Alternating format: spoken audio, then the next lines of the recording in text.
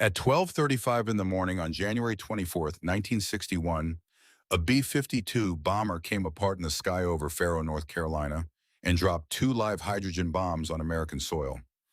Each one was more than 250 times more powerful than the weapon that leveled Hiroshima. One of them landed in a field with its parachute working exactly as designed. The other one didn't, and when the bomb disposal team finally reached it in the mud, they found something that should not have been possible to find. A switch set to arm. This is the story of the 90 seconds before that B-52 broke apart, the two bombs that fell out of it, and the one piece of hardware that a government analyst would later say, in a memo nobody was supposed to read, stood between the United States and its own major city. The mission itself was routine, which is exactly what made it dangerous. Airborne Alert, one of dozens flown every week in early 1961 as part of Operation Chrome Dome, kept nuclear-armed bombers aloft around the clock, around the world, on the theory that a deterrent sitting on a runway could be destroyed in a first strike. But a deterrent already in the air, already loaded, already 90 seconds from any target on the planet, could not. It was a strategy built entirely around removing the one variable the Air Force could control, whether the bombs were airborne, while quietly accepting a variable it couldn't. What happens if one of those bombers doesn't make it home? Chrome Dome would keep flying for 7 more years after this night, before the program was finally shut down for good. On this particular night, the risk the program had been quietly carrying for years came due over a tobacco county in North Carolina instead. This B-52G, callsign unrecorded in most surviving reports, was returning to Seymour Johnson Air Force Base after a routine patrol, scheduled for one more air-to-air refueling before landing. During the rendezvous, the tanker crew radioed the bomber's pilot, Major Walter Scott Tulloch, with the kind of message no one wants to hear at altitude. Fuel was pouring out of the right wing. It wasn't a slow leak. In 3 minutes, the aircraft lost 37,000 pounds of fuel, more weight than an entire empty fighter jet, gone from one wing in the time it takes to boil a kettle. Tulloch aborted the refueling and turned for home, but the B-52's structure had already been compromised. As the aircraft descended through 10,000 feet, it entered what the surviving crew would later describe as a gyration, a spin the pilots could not arrest. Witnesses on the ground reported 2 flashes of red light in the night sky, consistent with fuel igniting as the airframe tore itself apart. The order to bail out came seconds before the aircraft had no structure left to bail out of. 8 men were on board. 5 made it down safely by parachute. One of them, Lieutenant Adam Maddox, did something almost nobody else in the history of the B-52 program managed. He bailed out through the aircraft's top hatch without an ejection seat, using nothing but his own strength and timing against a plane that was actively disintegrating around him, and lived to describe it. 1 man ejected but didn't survive the landing. 2 more were killed when the wreckage came down. It remains to this day one of the deadliest domestic B-52 accidents in Air Force history, and it is almost never the first thing anyone mentions about that night because of what fell out of the bomb bay on the way down. The B-52 was carrying 2 Mark 39 thermonuclear bombs, each with a yield of roughly 3.8 megatons. To put that number next to something comprehensible, the bomb that destroyed Hiroshima was about 15 kilotons. Each of these 2 weapons carried more than 250 times that force, and there were 2 of them falling from a disintegrating aircraft over a rural county in North Carolina in the middle of the night with nobody at the controls. Bomb number 1 separated from the aircraft around 9,000 feet, and its parachute deployed exactly as engineered. It descended in a controlled fall and landed upright in a muddy field about a mile from the main wreckage. Its nose plate cracked, buried roughly 1.5 feet into the ground. When the disposal team examined it, its arm safe switch was found in the safe position. By every measure the Air Force could apply that night, bomb number 1 had behaved. It was designed to survive exactly this kind of accidental release without detonating, and it had. Bomb number 2 did not have a good night. It separated lower, somewhere between 5,000 and 2,000 feet, and its parachute failed to deploy, despite the arming wire that should have triggered it. Without a canopy to slow it down, the bomb free fell the rest of the way and slammed into a tobacco field at something close to its terminal velocity, less than 15 seconds after separation.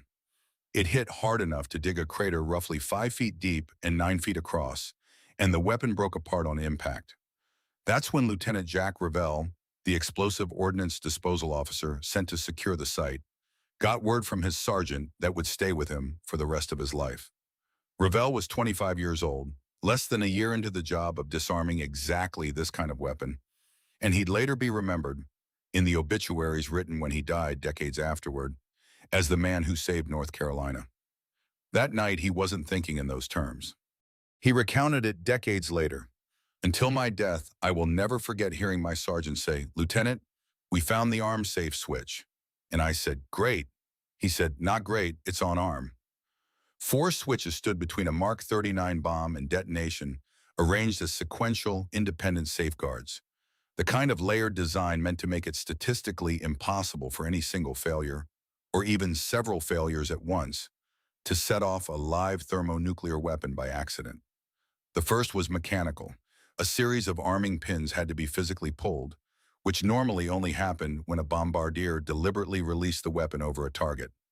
The second and third governed timing and altitude, designed to keep the weapon from being able to fire until it had fallen far enough and long enough to be clear of the aircraft that dropped it.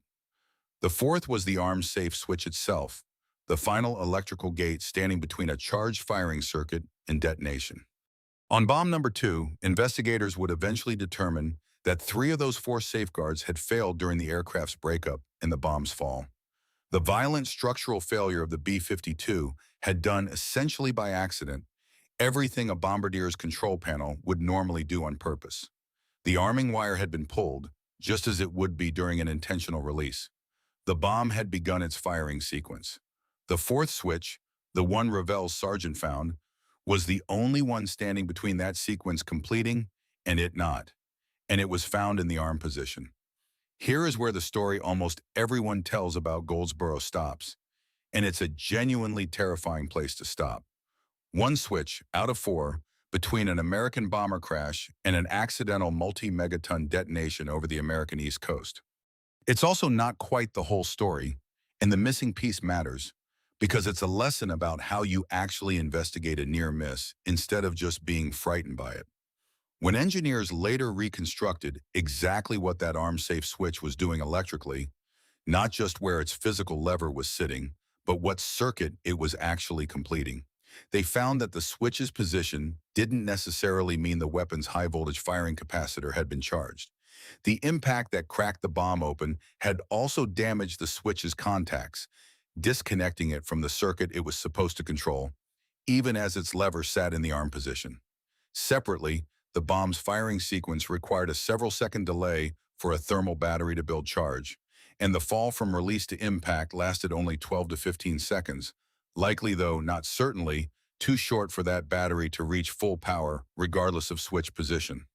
None of that makes the accident less alarming.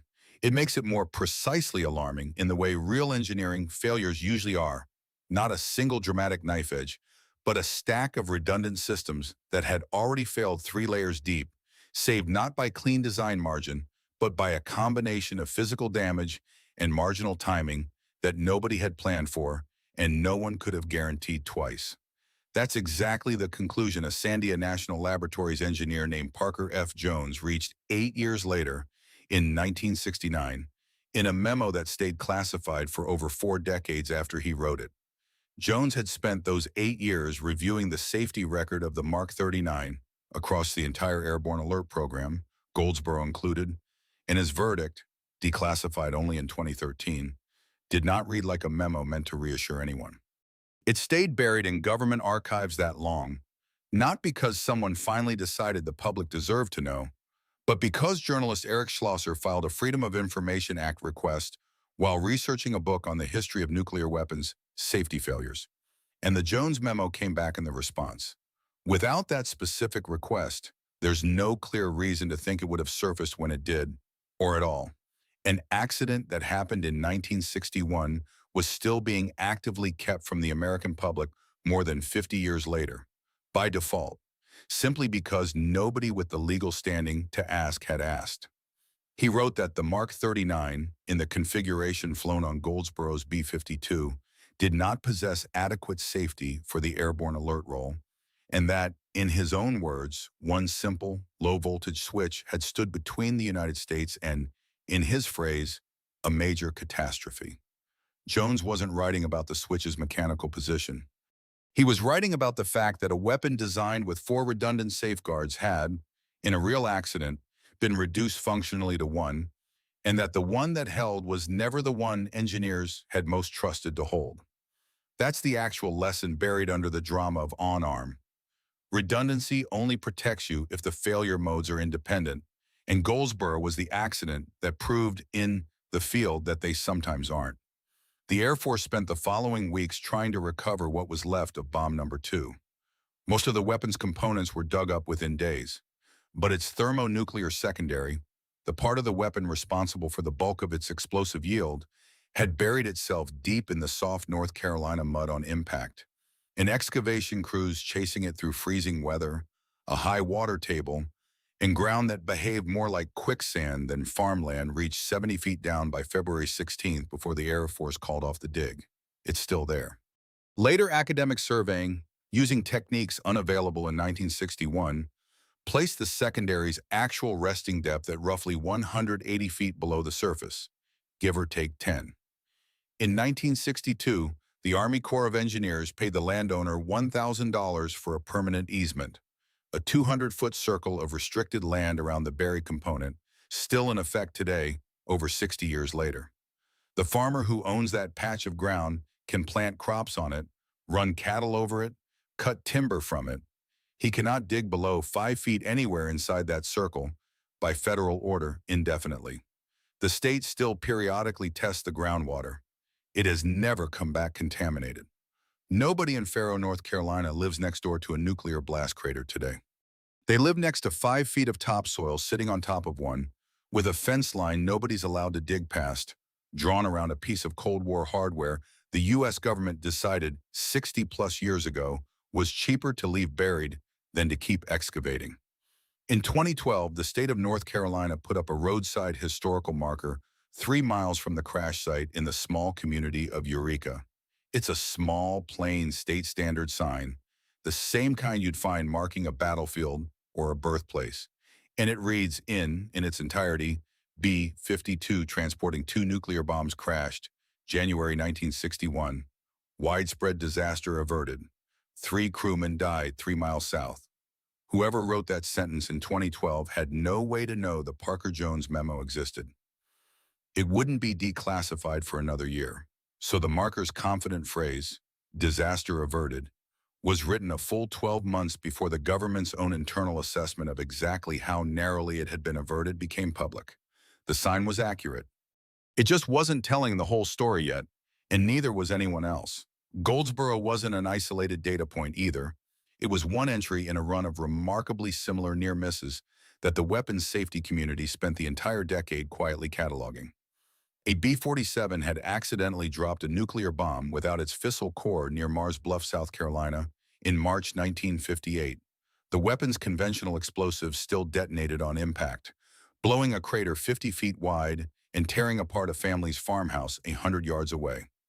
A different B-47, loaded with a live weapon on ground alert, had caught fire on the runway at a U.S. airbase in Morocco 2 months earlier, that same year, burning for long minutes with the bomb still aboard before the base commander ordered a full evacuation.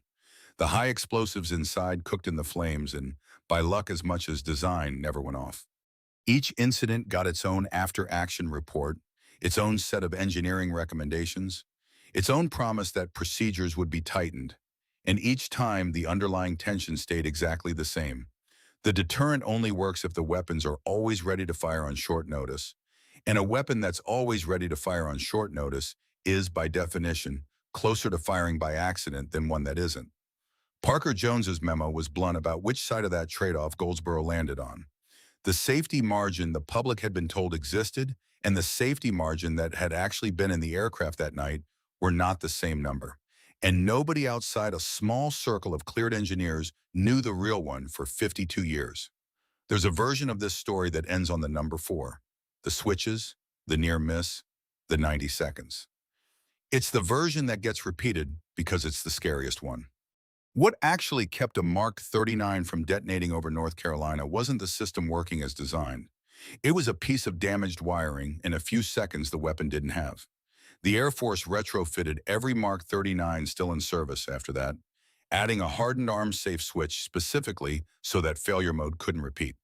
It's the kind of fix that only gets made after someone survives finding out it was necessary. In Faro they did, 180 feet down. Part of the reason why is still in the ground.